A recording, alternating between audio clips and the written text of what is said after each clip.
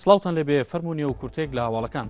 سبەینی لە 12 پارێزگای عێراق و بەبێ هەرێمی کوردستان وەرد و پارێزگای نینەواونبار هەڵبژاردننی ئەنجومەنی پارێزگاکانی عێراقبەرەوە دەچن و پشووی فەرمی دەبێت لەو ناوچانەی کە هەڵبژاردن تێیاندا ئەنجام دەدرێت بەڵام پشووەکە هەرێمی کوردستان ناگرێتەوە.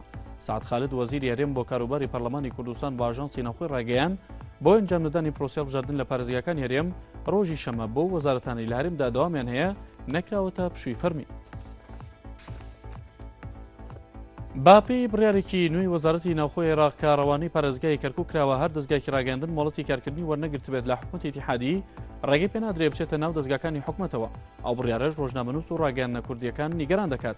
مەدی زریان سکرتێری لقی کەرکووکی سەندیکا ڕۆژنامەنووسانی کوردستان لە لێدوانێکدا ڕێگەیان هەفتەی نیسان وەزارەتی ناوخۆی عێراق بڕیارێکی دەرکردەوە بە پێی بڕیارە ئەو دەستگانی ڕاگەاندن کە بەڵەتی کارکردن لە حکومەتی ناوت نەبێت ڕێگەیان پێ نادرێت بچنە ناو دام و دەستگاکانی حکومەتەوە.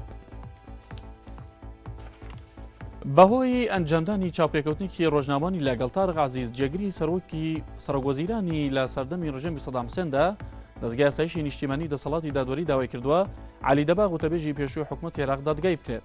سەرچاوێکی ئاگادار ئاشکرا کرد کە ئاسایشی نیشتیمانی عێراق پێی وایە کە تارق عەزیز کەسێکی تاوانبار و باستای لە سێدارەدان سزای بەسەردا سەپێنراوە. هەر بۆیە نەدەبوو عەلی دەباغ پۆستەکەی خۆی بخۆستایەتەوە ئەو چاوپێکەوتنی لەگەڵدا ئەنجامدا.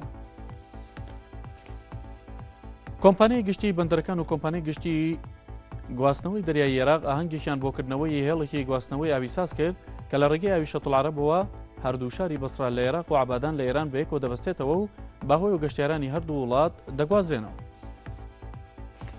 نوێنەری سووریا لە نەتۆی گرتوەکان ڕێگەیان ژمارەیە کەشتی کە چەک و تەخەمەنیان هەڵگرتووە لە ڕێگەی لیبیا و لوبنانەوە بارەکانیان بۆ پۆزیۆنی سووریا گواستوتەوە. لە وتێکدا لە بەردەم ئەنجومەنی ئاسایش بەشار جەعفەری ئاماژەی بۆ کرد کاندێک لایەن پێداگری لەسەر درێژبوونەوەی وادەی توندوتیژەکان لە وڵاتەکەیدا دەکەن.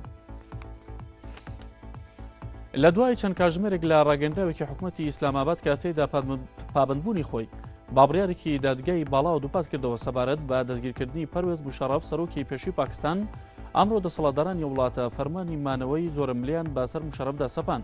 وتەبێژی فەرمی حەزبی رابطەی سەردەم مسلمانانی پاکستان کە پەروێز موشەرەف سەرۆکاتی دەکات ڕێگەیان تا ڕۆژێکی دیکە موشەرەف ناچارکراوە لە چەلگە تایبەتەکەی لە نزیک شاری ئیسلاماباد بمێنێتەوە. کورتێک لە هەواڵەکانتان پێشکەش کرا شاد و کامران.